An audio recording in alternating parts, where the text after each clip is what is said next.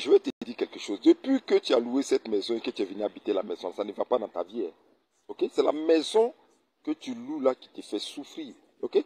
Abonnez-vous parce qu'il y a quelque chose à vous dire. Donc, commence déjà à t'abonner, à liker et à mettre beaucoup de cœur. Parce que il y a des éléments que tu ne sais pas qui sont dans ta vie, des erreurs que tu as faites. Tu es rentré dans cette maison. Moi, j'ai dit, hein, fuyez, fuyez, fuyez. Parce que les propriétaires des maisons là, quand tu construis les maisons là, ok, ils font des sacrifices. En Afrique, ici, c'est ce qu'on voit. Hein. Moi, j'ai vécu dans une maison comme ça, que j'appelais la maison sacrificielle. C'est-à-dire, tu es dans la maison là. Tu n'as que l'argent seulement. Je ne vais pas dire le peuple de ce propriétaire-là, parce que le peuple, l'argent me fait pas là. C'est-à-dire, tu es dans la maison là seulement, vous payez seulement le loyer. Tu n'as pas plus que ça.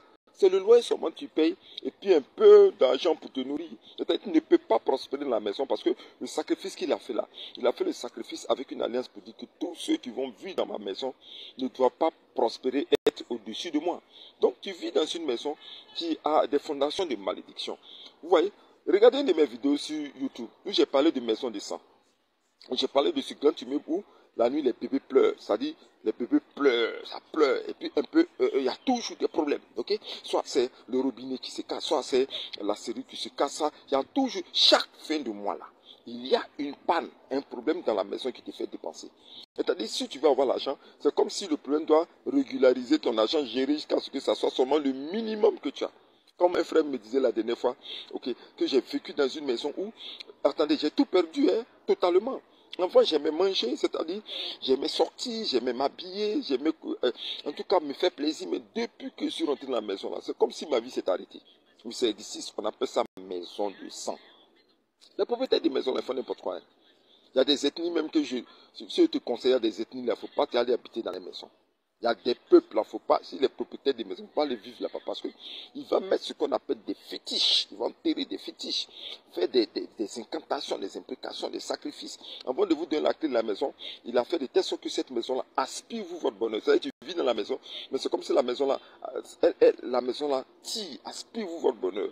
Vous êtes pauvre, misérable, tu perds tout. Même tu peux perdre la vie. C'est pour ça qu'il dit fuyez. Moi j'ai fui. Ok? J'ai fui au début. Mais maintenant, je peux vous donner des solutions qui vont vous aider à pouvoir vaincre, détruire cette malédiction vie. Parce que maintenant, moi, je ne fuis plus. Il y a tout ce qui est biblique pour qu'on puisse véritablement traiter les maisons de sang. C'est une réalité qui est là. Hein. Il y a des foyers, il y a des maisons, tu rentres, vous rentrez marié, vous sortez démarié. C'est-à-dire vous rentrez marié, non? Et puis le foyer se brise. Dans des maisons, vous rentrez, l'homme perd sa puissance sexuelle, la femme ne peut plus faire d'enfants. Pourquoi? Parce que c'est une maison à fondation satanique, à fondation occulte. Tu as trop fait des choses dans la maison.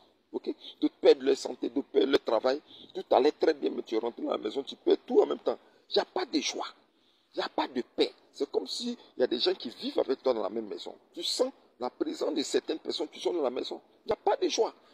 C'est comme si vous êtes nombreux dans la maison. Okay? C'est bizarre. Ton âme te dit qu'il y a quelque chose qui est bizarre dans cette maison-là. Okay? Et puis tu sens qu'il n'y a pas d'épanouissement. C'est comme si vous êtes en train de vous dégrader. Tes habits vieillissent, tes chaussures, tu ne peux plus allumer ta climatisation. Avant, tu mettais la climatisation.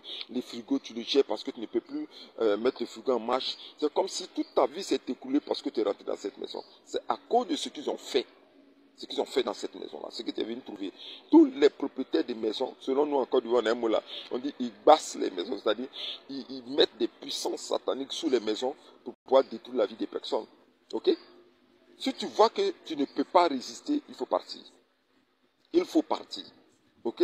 Ou dans le cas contraire, il faut me contacter. Parce que moi, j'ai consacré la maison. C'est-à-dire, j'ai fait des prières stratégiques avec des techniques que Dieu m'a données pour que je puisse neutraliser le fétiche. J'ai vécu dans une maison où ce nordiste a enterré un puissant fétiche, un dangereux fétiche sous la maison, une statue. Il fallait que le Seigneur me révèle ça, je ne savais pas. Une statuette avec des coris, avec des corps, tout ça. Il l'a enterré sous son terrain. Donc tout le bâtisse qui était là. Quand tu vas, toujours il y a l'eau qui coule là-bas, l'eau qui coule. Il y a des gens qui tombent malades, il y a des gens qui tombent malades. Il y a beaucoup de choses. Jusqu'à ce que je décide de me lever un jour pour faire des prières stratégiques que je vais te donner afin de détruire son fétiche. Quand il détruit le fétiche, je t'ai dit, c'est comme si les personnes sont rappelées de moi. Tous ceux qui m'avaient oublié venaient maintenant. Les bénédictions venaient, les faveurs venaient, les cadeaux venaient, ça rentrait par la poche. Parce que ce qu'il avait enterré bloquait, fermait tout l'espace spirituel. Pas que rien n'y vienne. C'est comme s'il était isolé. Hein. C'est comme s'il était totalement isolé. Donc, J'ai détruit ce fétiche par la puissance de la prière. Donc, mon numéro sont là. Contacte-moi. Je vais te donner des puissantes prières qu'il faut. Ok? Contacte-moi, des prières audio, des prières écrites dans mes livres et dans mes audios. Ça va t'aider à pouvoir triompher et à pouvoir passer quand même une vie paisible et une vie tranquille. C'était l'écrivain prophète Yahou Moïse qui était là. Tous mes numéros sont sur mes vidéos. Tous mes numéros sont sur mes profils TikTok. Appelez-moi, appelez-moi, appelez-moi. Dieu vous garde et à bientôt.